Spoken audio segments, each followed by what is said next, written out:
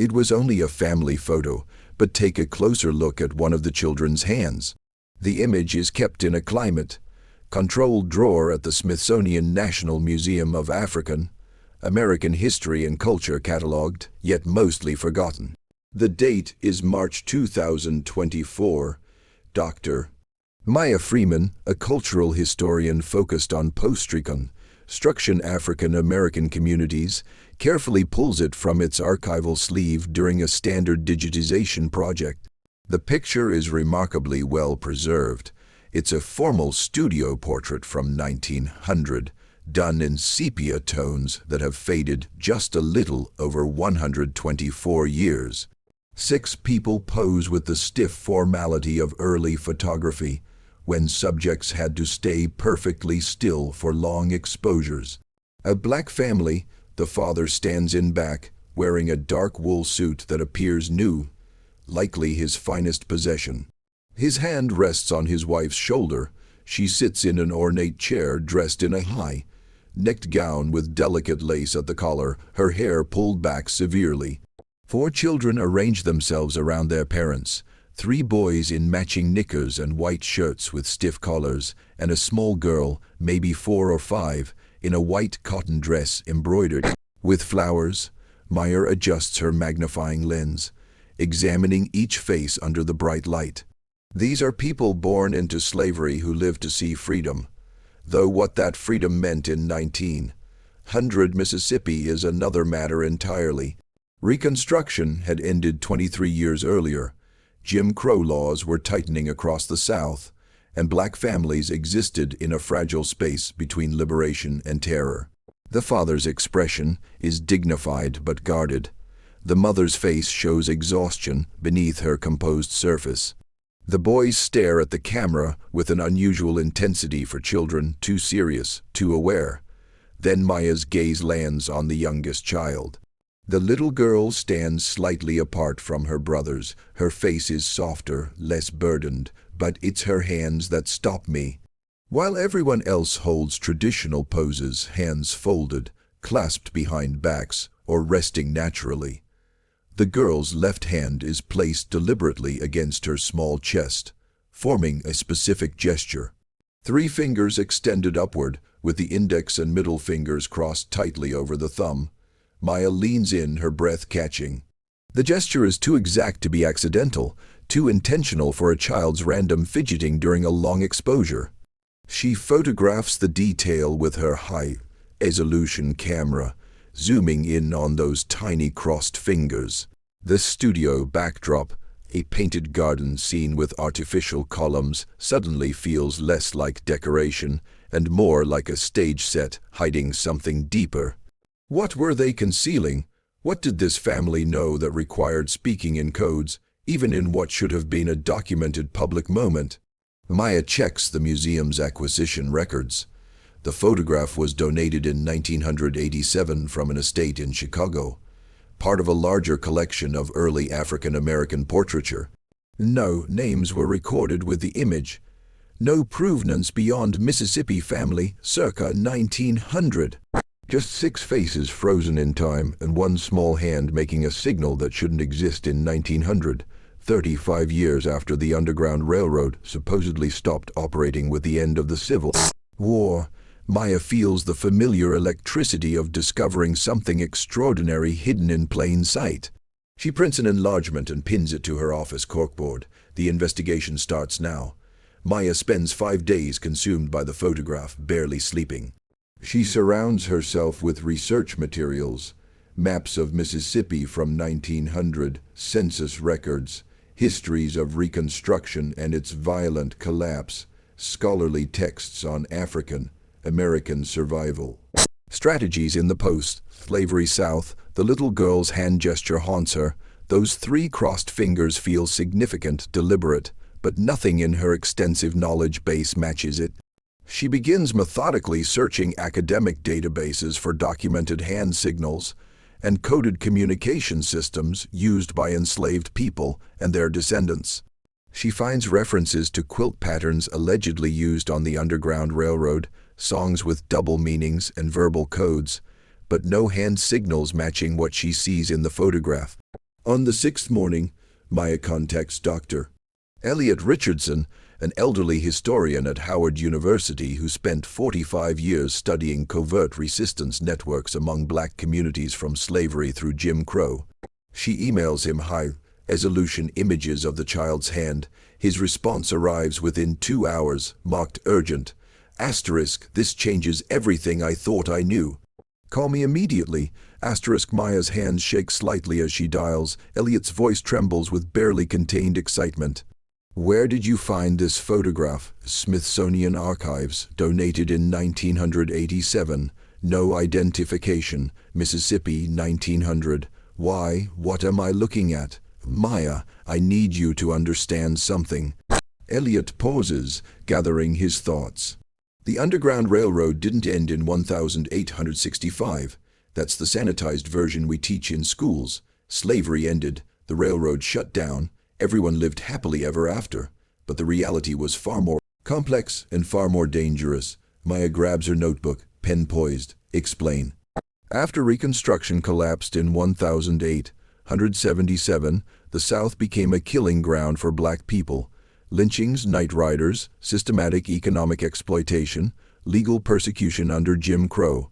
Black families needed protection networks just as desperately as they had during slavery, maybe more so, because now they were supposedly free but had no federal protection, so the networks continued. They evolved, Elliot corrects. The original Underground Railroad conductors and station masters, those who survived, adapted their systems. They created new codes, new safe houses, new routes to help black families escape racial violence, arrange safe passage to northern cities, warn each other about threats. These networks operated in absolute secrecy from roughly 1877 through the 1920s. Maya stares at the photograph pinned to her wall, and the hand signal. That's what shocks me. I've read oral histories, studied coded letters, interviewed descendants of network families. I've heard rumors of hand signals for decades, whispers, fragmented stories, but I've never seen photographic evidence. His voice drops. What you're looking at is called the reload signal. It meant a family was connected, prepared, and ready to help or receive help. It was deliberately taught to children. Why children? Because children could move through communities without attracting suspicion. And if parents were killed or arrested, the children needed a way to identify safe families who would protect them. Maya feels chills run down her spine, staring at the little girl in her white dress, holding a gesture that meant her parents had prepared her for their possible death. Maya needs to find the photographer's studio, the starting point of this family's story. The photograph bears a faint stamp on the reverse side, partially degraded but still legible under magnification. * Sterling and Sons Photography, Natchez, Miss. * She spends 2 days researching Natchez, Mississippi, in 1900. The city sits on the Mississippi River, once a major hub of the cotton trade and slave auctions, now a Jim Crow stronghold where black families navigate daily violence and oppression. She discovers that Sterling and Sons operated from 1892 to 1911, one of the few photography studios in the South that served black clientele. Maya tracks down census records, city directories, and newspaper archives. She finds an obituary from 1928 for Marcus Sterling, the studio's founder, describing him as a respected colored businessman who served the community with dignity for 30 years. The obituary mentions his son, James Sterling, who continued operating a smaller portrait business in Chicago after leaving Mississippi in 1911. Following the thread to Chicago, Maya learns that James Sterling's great-granddaughter, Vanessa Sterling Hughes, is a retired art teacher living on the city's south side. Maya sends a carefully worded email explaining her research, attaching a scan of the photograph's backstamp. Vanessa responds within hours. * My great-grandfather rarely spoke about Mississippi, but he kept things. Come see me. * 3 days later, Maya sits in Vanessa's living room, surrounded by family photographs spanning 5 generations. Vanessa, A woman in her 70s with silver locks and warm eyes brings out a wooden trunk that belonged to James Sterling. He carried this trunk from Mississippi to Chicago in 1911. Vanessa explains, "Never let anyone look inside while he was alive. After he died, my grandmother inherited it but didn't know what to make of the contents. Now you're the first historian to see this." Inside the trunk, hundreds of glass plate negatives, carefully wrapped and preserved portraits of black families from matches between 1892 and 1911. And beneath the negatives, 3 leather-bound journals in James Sterling's handwriting. Vanessa opens the first journal. "My great-grandfather wrote everything down, every family who came to the studio. Dates, names, sometimes notes about why they needed portraits made." Maya's heart races as Vanessa flips through pages to September 1900. Her finger stops at an entry dated September 14th. Asterisk Coleman family, 6 portraits, express order, 3-day rush, special arrangement. Asterisk Coleman, Maya whispers. "What does special arrangement mean?" Vanessa looks at her with inherited knowledge in her eyes. "My great-grandfather's studio wasn't just a business. It was a safe place, a checkpoint. Families who needed help knew they could come to him. Was he part of the network? He never called it by name, not even in his journals, but yes, he documented people who were about to disappear, by choice to survive. This photograph you found, those people needed evidence. They existed before they vanished into a new life somewhere safer." Maya stares at the journal entry, the Coleman family. 6 people, 1 little girl making a signal that would outlive them all. "Do you have the glass plate negative for this portrait?" Maya asks. Vanessa smiles slightly. "I think I can find it." She carefully lifts a wooden box from the trunk, handling it with reverence.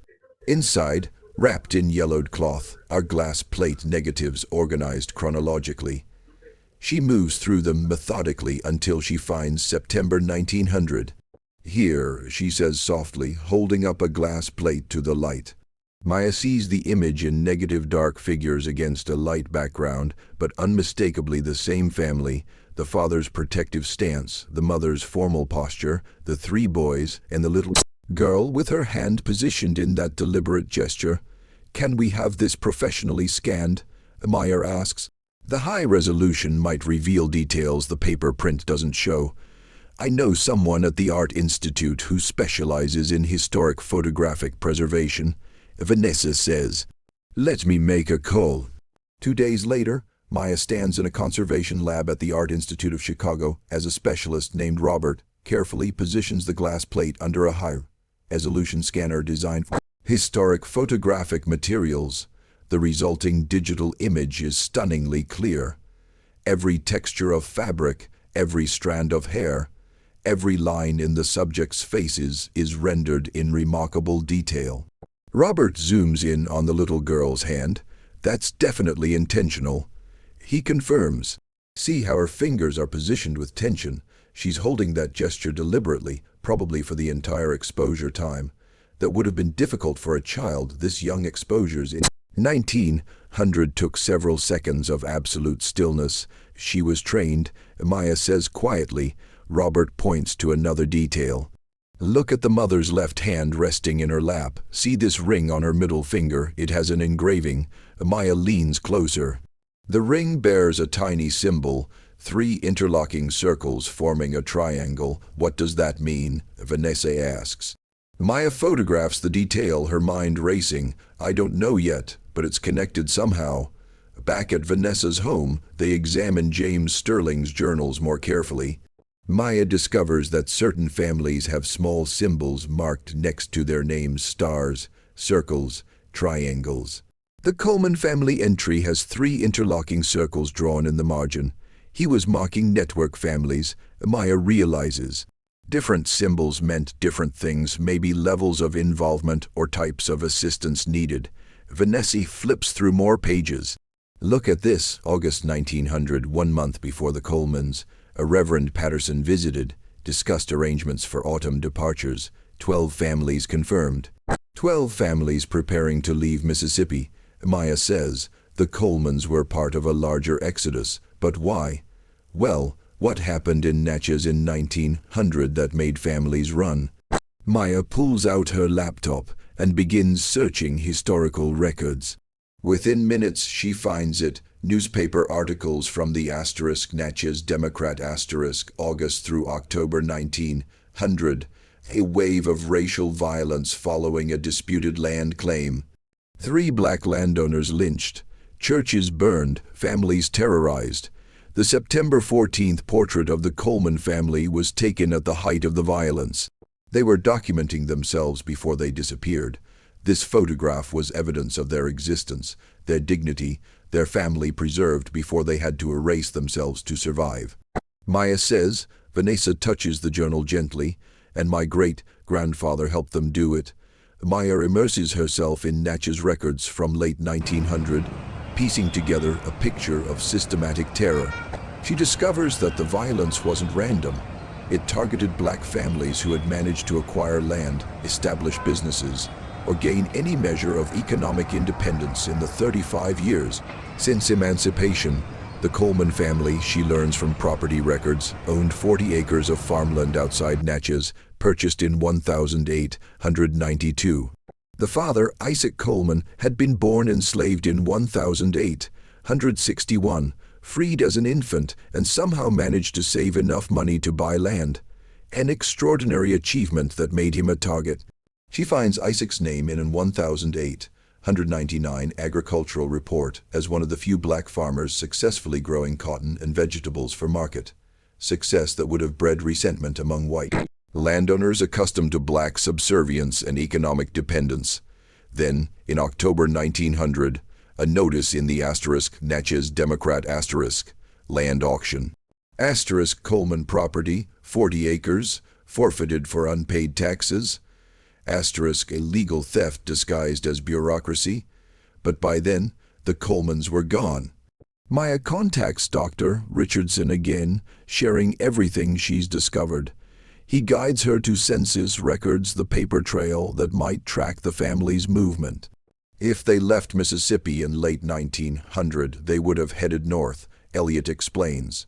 Chicago, Detroit, Cleveland, cities where black communities were establishing themselves, where factory work was available, where they might disappear into growing populations.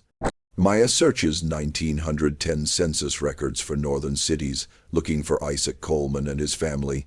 The name is too common, appearing hundreds of times. She needs more specific identifiers. She remembers the children, the 3 boys and the little girl. She estimates their ages from the photograph, the oldest boy perhaps 12, the middle boy 10, the youngest boy 7, and the girl about 4 or 5. She searches for black families in northern cities, with 4 children matching those age ranges. The work is painstaking, taking days of cross-referencing city directories, church records, and school enrollment lists. Finally, in a 1910 census record from Detroit, Michigan, she finds them. Isaac Coleman, age 49, laborer.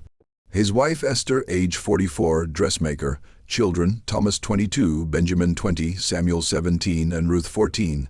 The ages fit perfectly, accounting for 10 years of growth. The Colemans made it. They survived, but Maya notices something else in the census record. Under year of immigration to Michigan. It lists 1900. Under place of birth for all family members, Mississippi. And in the margin, in the census taker's handwriting, a small notation. A family declined to provide prior address. They had buried their past deliberately, erasing Natchez from their story, protecting themselves even a decade later and hundreds of miles away. Maya stares at Ruth's name, the little girl in the white dress, who made the reload signal with her small hand, who carried a code meant to save her life. She's determined to find out what happened to Ruth Coleman. Tracking Ruth Coleman through 114 years proves extraordinarily difficult.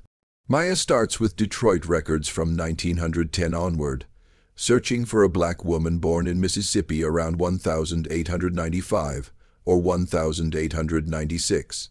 She finds Ruth's name in 1918 Detroit school records, graduating from Cass Technical High School, one of the few black students in her class. Then the trail goes cold for several years until Maya discovers a marriage certificate from 1921. Ruth Coleman married to William Harris, a postal worker. The surname change complicates the search, but Maya persists. She tracks Ruth Harris through city directories, living on Detroit's east side.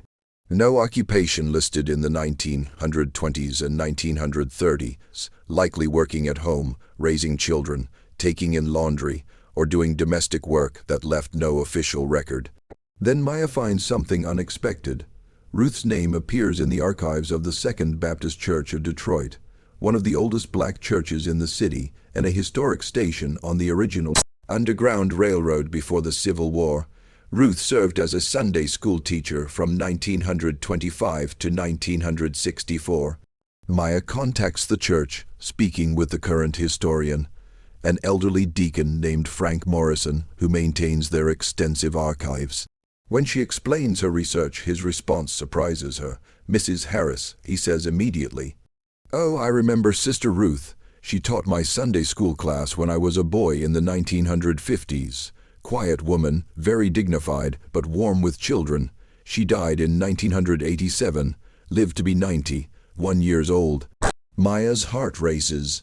Did she ever talk about Mississippi, about her childhood? Never, not once. A lot of the older folks who came up from the South during that era didn't speak about it. Too much pain, too many memories they wanted to leave buried. Did she have children? 3 daughters and a son. The youngest daughter, Grace, still lives here in Detroit. Works as a nurse at Henry Ford Hospital. I can give you her number if you'd like. That evening, Maya calls Grace Harris Thompson, Ruth's daughter, now 72 years old. Grace is cautious at first, another historian asking about the past. But when Maya mentions the photograph and describes the hand signal, Grace's voice breaks. "I need to see that picture," she says. "Can you send it to me right now?" Maya emails the high-resolution scan. 10 minutes pass, then her phone rings. Grace is crying.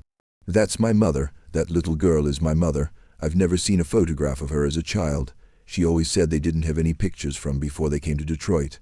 She said they were lost." "They weren't lost," Maya says gently. "They were hidden, protected." "The hand signal," Grace whispers. "My mother did that once. I was maybe 8 years old and we were at church. An old woman came up to her, someone visiting from down south.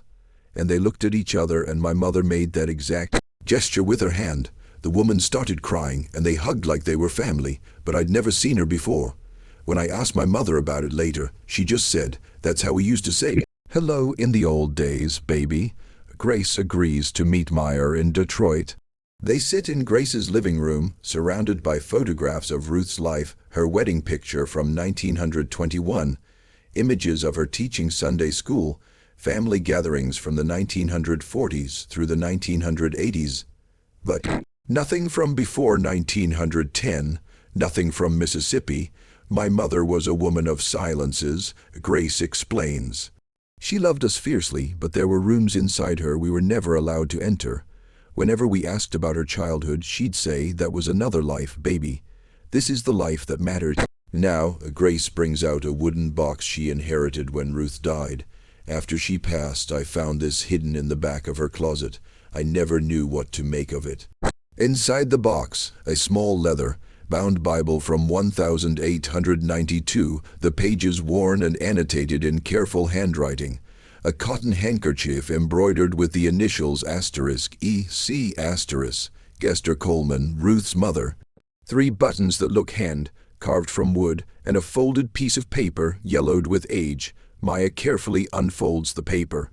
It's a hand-drawn map, crude but detailed, showing roads, rivers, and landmarks with notations in pencil marking distances. *12 mi to Jackson. Safe house, barn with red door. Avoid main road after dark. This is an escape route, Maya says, her voice hushed. This is how your family fled Mississippi. Grace stares at the map, seeing her mother's history made tangible. She carried this her whole life, never showed anyone, never spoke about it, but she kept it. Maya photographs the map, documenting every detail. Then she notices something else in the box, a small piece of folded cloth. When she opens it, she finds a child's white dress yellowed with time, with embroidered flowers along the hem. Grace's hand trembles as she touches it. The dress from the photograph, your mother kept it, Maya says. She kept the evidence. Over the next hour, Grace shares fragments of stories Ruth told over the years. Never complete narratives, just pieces that Grace is now assembling into a fuller picture. Ruth had 2 older brothers and 1 younger brother. Thomas, the oldest, became a factory foreman in Detroit. Benjamin worked for the railroad. Samuel died young in 1925 from tuberculosis. Ruth's father, Isaac, worked in an automobile factory until his death in 1933. Her mother, Esther, took in laundry and raised her grandchildren, living until 1941. They never went back to Mississippi, Grace says. Not once, not even to visit. My grandfather used to say, that ground is soaked with too much blood. I'll never set foot there again. Did your mother ever explain the hand signal, what it meant? Grace thinks carefully. Once, near the end of her life, I asked her directly. She was in her 80s, and I thought maybe she'd finally tell me. She looked at me with these sad ancient eyes and said, it meant we took care of each other when nobody else would. It meant family wasn't just blood. It was anybody willing to risk everything to keep you alive. With Grace's permission, Maya begins interviewing Ruth's surviving relatives and the descendants of families who knew the Colemans in Detroit. What emerges is a portrait of a vast, invisible network that extended far beyond Mississippi. She speaks with Thomas Coleman's grandson, Marcus, now 75, who shares stories passed down from his grandfather about the journey north in 1900. Grandpa Thomas was 12 years old when they left Natchez. Marcus explains. He said they traveled at night, mostly, moving from safe house to safe house. Sometimes they'd stay in a barn, sometimes in the back room of a church, sometimes in the home of a black family they'd never met before, but everyone knew the signals. Everyone knew how to help, the reload signal, that and others. Grandpa said there were different hand signs for different messages. Danger ahead, safe to stay, keep moving, children present. They were taught these signals as young children practiced them like learning letters and numbers. It was survival education. Maya learns that the network operated with remarkable sophistication. Station masters' families who provided safe houses were positioned along routes leading north. Messages traveled through coded letters, trusted messengers, and sometimes through songs sung at church gatherings that contained hidden meanings. She discovers that Second Baptist Church in Detroit, where Ruth taught Sunday school for 40 years, was itself a network hub. The church had been a terminal station on the Underground Railroad before the Civil War, and it quietly continued that role after Reconstruction collapsed. Reverend James Carter, the church's current pastor, gives Maya access to historical records usually kept private. Our predecessors understood that the struggle didn't end in 1865, he explains. They maintained safe house networks, employment assistance, legal aid, all underground, all unrecorded, because official channels offered black people no protection. Maya finds coded entries in church ledgers from 1895 to 1920. Families joining the congregation from Mississippi, Alabama, Georgia, always in groups, always arriving in autumn or winter when traveling was hardest, but also when white authorities paid less attention. Your ancestor Ruth, Reverend Carter says to Grace, was part of something extraordinary. These people built their own nation within a nation, their own system of mutual aid and protection that ran parallel to and hidden from white society. Maya contacts Dr. Richardson again, sharing her discoveries. He connects her with other historians researching similar networks in different regions. Together they begin mapping an underground infrastructure that spanned the entire South and extended into northern cities, dozens of interconnected communities communicating through codes, protecting each other across state lines. This rewrites our understanding of the post-Reconstruction era, Elliot tells her. We thought black people were simply victims passively enduring violence, but they were agents of their own survival, building sophisticated resistance networks that operated successfully for decades. Meyer organizes a gathering in Detroit for September 2024, bringing together descendants of the Coleman family and other network families who fled Mississippi around 1900. She partners with Second Baptist Church and the Charles H. Wright Museum of African American History to host the event. 43 people come, children, grandchildren, and great-grandchildren of families who survived through coded signals and mutual protection. Many have never met, their families scattered across Michigan, Illinois, Ohio, and Pennsylvania by more than a century of migration and change. Grace stands before the assembled group, now seeing her mother's story as part of something much larger. Marcus is there, representing Thomas Coleman's line. A woman named Patricia represents Benjamin Coleman's descendants. Samuel's early death left no children, but his memory is honored. Maya has prepared a presentation, but as she stands before these families, she realizes the academic research is secondary. The real story lives in the faces surrounding her, people who exist because their great-grandparents knew how to read a hand signal in the dark. She projects the photograph large on the screen. Isaac and Esther Coleman, their 3 sons, and little Ruth in her white dress, her hand making the gesture that saved her life. The reload signal was a language of survival. Meyer explains, "Your ancestors created communication systems that kept communities alive when law, government, and society all abandoned them. This wasn't just resistance, this was genius, this was love made into strategy." An elderly man in the front row raises his hand. His name is James, and his great-grandmother ran a safe house in Alabama. "My great-grandmother never told her children about this work. She was terrified, even decades later, that speaking about it would put someone in danger. Why did they stay silent for so long?" Grace answers, "Because trauma doesn't end when the danger ends. Because they wanted us to have lives without fear. Because speaking about survival sometimes means reliving what you survived." She pauses, her voice strengthening, but silence has a cost too. It means the brilliance gets forgotten, the courage gets erased, and the children never understand what it took for them to exist. Marcus adds, "We're telling these stories now while we still can, while people who remember are still alive." A museum curator approaches Meyer afterward. "We want to create a permanent exhibition, not just about the Underground Railroad before the Civil War, but about these post-reconstruction networks. We want your research to anchor it." Maya looks at the photograph of Ruth Coleman one more time, 4 years old, wearing her best dress, holding a signal that would echo across 124 years. "Yes," she says, "it's time these stories were told." The Charles H.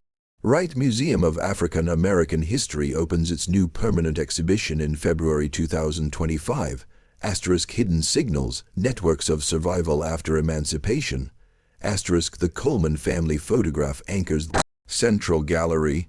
Ruth's hand signal is enlarged and explained, no longer a mystery, but a testament to collective brilliance and resistance.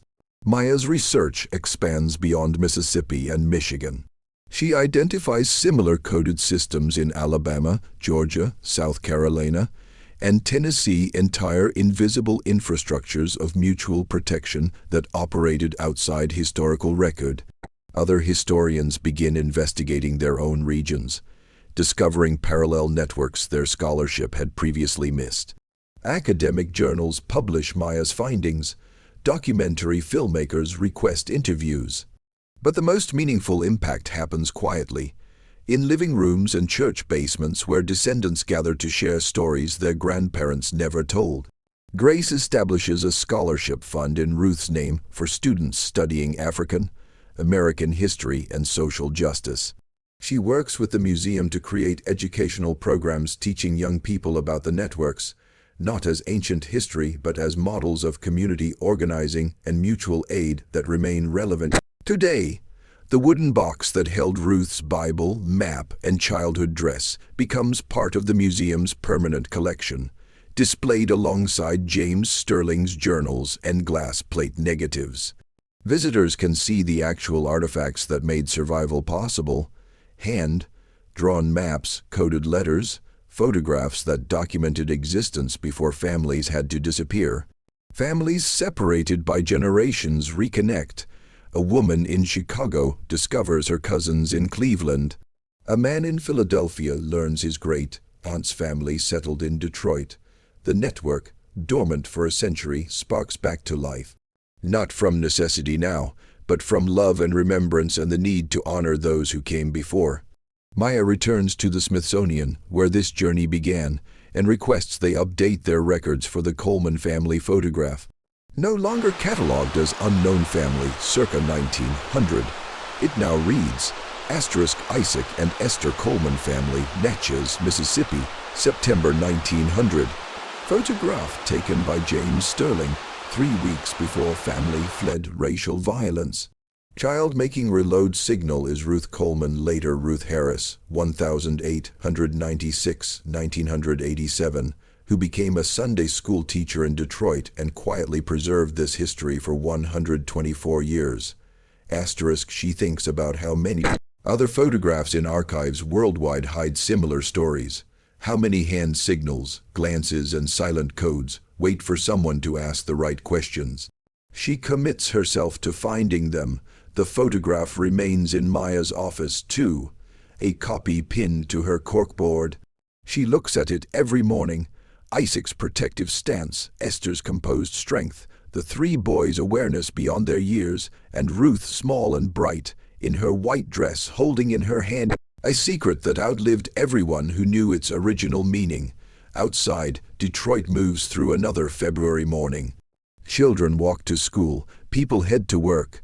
The city has changed, transformed by the very migrations that Isaac and Esther and thousands like them made possible. The photograph stays eternal, but now everyone knows what it means. Now everyone knows that when you look closely at the little girl's hand, you're not seeing a child's random gesture. You're seeing survival coded into 3 crossed fingers. You're seeing resistance so sophisticated it remained invisible for over a century. You're seeing proof that love, when organized and strategic, can protect generations not yet born. The network that began in slavery evolved through Reconstruction's collapse and extended into the 20th century finally has its recognition, not because it was written in official records, but because it was written on the body, in hand signals passed from parent to child, in gestures held steady during long photographic exposures, in silences that protected until silence was no longer necessary. Ruth Coleman kept the white dress for 91 years. She never wore it again after that photograph, but she kept it, wrapped carefully in cloth, hidden in the back of her closet, a silent witness to what survival looked like in 1900 Mississippi. Now her great-grandchildren understand.